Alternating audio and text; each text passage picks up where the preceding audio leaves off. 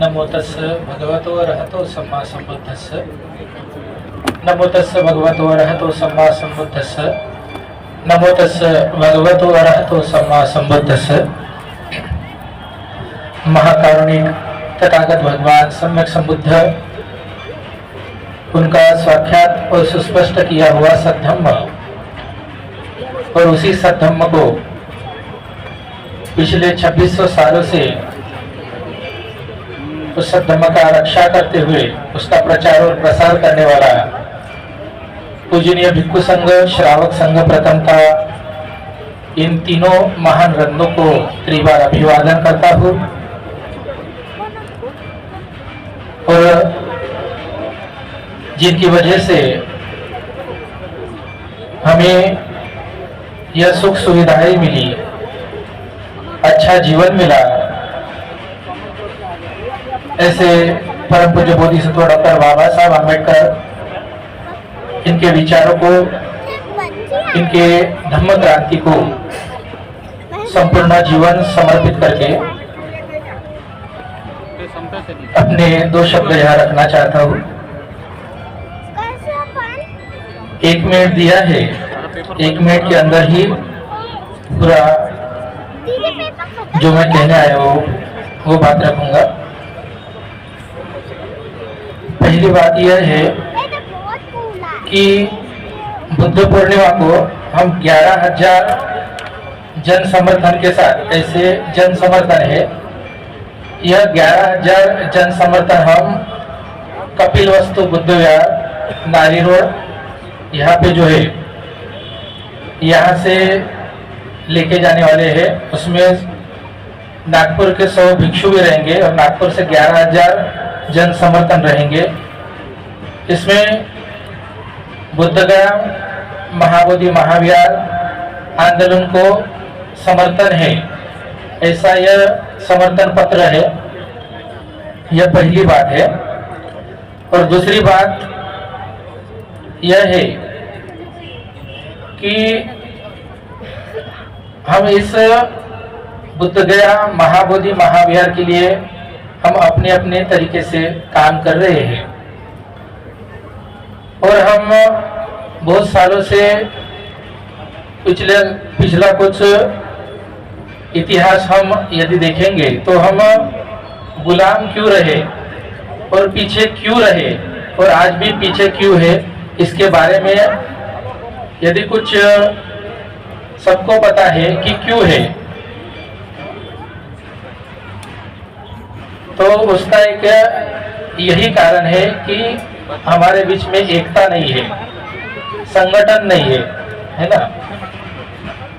यदि हम संगठित होके एक साथ लड़ेंगे तो हम निश्चित पूर्ण से जो हम करना चाहते हैं हमारे समाज के लिए, धम्म के लिए, तो हम कर पाएंगे। ये पहली बात है।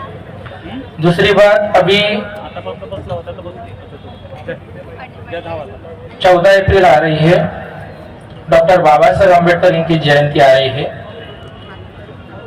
अभी 2 बातें हो गई है कि एक तो बुद्धगया का हमारा आंदोलन चालू है, इसमें बहुत सारे भिक्षु संघ, उपासक उपासिका संघ बैठे हैं, रो रहे हैं। दूसरी बात, अभी कुछ दिनों पहले थाईलैंड और म्यांमार में भूकंप आया था, तो उसमें भी हमारे बुद्ध लोग, भिक्षु संघ, वो उनका देहांत हुआ है। तो इस समय में बाबा साहब की जयंती जो है हमने कैसी बनानी चाहिए, है ना, कैसी बनानी चाहिए। यदि हमारे घर का कोई सदस्य मरता है तो हम हमारे घर के किसी व्यक्ति का बर्थडे बनाते हैं? नहीं बनाते। पर देखो, बाबा साहब की जयंती है, हमें इस भीम शक्ति को बुद्ध शक्ति में कैसे कन्वर्ट कर सकते हैं, इसके बारे में सोचना चाहिए। जैसे हम पुराने हिस्ट्री अगर हम देखते हैं तो जयंती कैसे बनाते थे, हम धम्म संदेश जो यात्रा है इस प्रकार से निकालते थे, है ना। जैसे कि बाबा साहब के संदेश, भगवान बुद्ध के संदेश, धम्म के संदेश, संतों के संदेश, महापुरुषों के संदेश हम लेके चलते थे, जिससे कि हमारे समाज में संदेश जाता था। तो इस प्रकार से इस 14 अप्रैल को हम जयंती बनाएंगे। यह भी बहुत जरूरी है।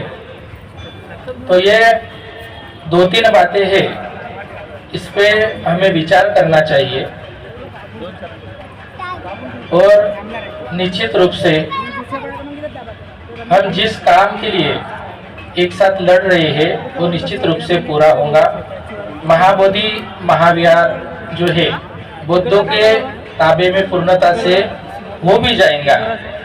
फिर उसके बाद में भी क्वेश्चन आता है कि किसके ताबे में जाएगा, फिर कौन उस पे ये करेगा, उसकी देखभाल कौन करेंगी, उसकी व्यवस्था ठीक से होगी कि नहीं, उसका डेवलपमेंट ठीक से होगा कि नहीं, ये भी बात की बात है ना। तो उस पे भी थोड़ा गौर करके विचार करना चाहिए। तो ये सारी बातें हैं जो मैं आपके समीप रखना चाहता था। मैं भिक्खु गौतम पाल, कपिलवस्तु बुद्ध विहार, नागपुर से हूँ। साधु साधु।